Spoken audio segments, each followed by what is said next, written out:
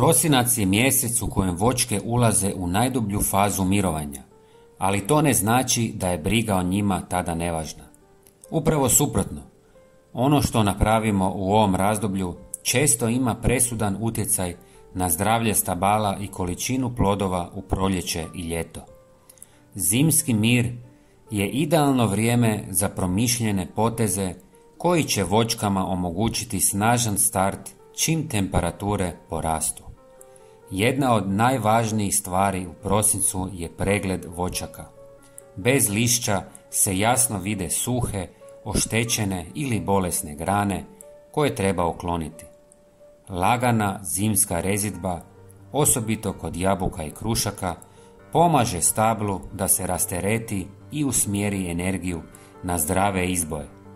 Rezanje treba obaviti po suhom vremenu uz čist alat kako bi se spriječio prijenos bolesti. Sve odrezane grane i mumificirane plodove važno je ukloniti iz voćaka jer su često izvor gljivica i štetnika. Zaštita od hladnoće i nametnika još je jedan ključan korak.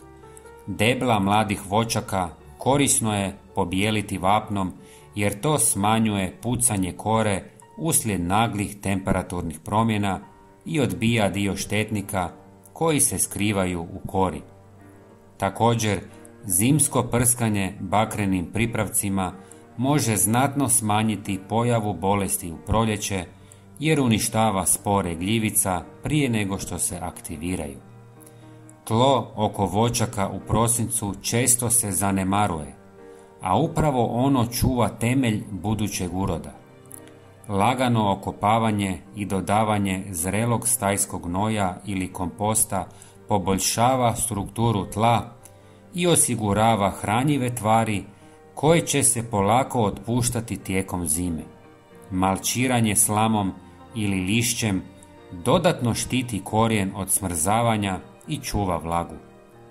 Drveni pepeo, koji je nusprodukt izgaranja drva, također je izvrstan prirodni resurs za voćke.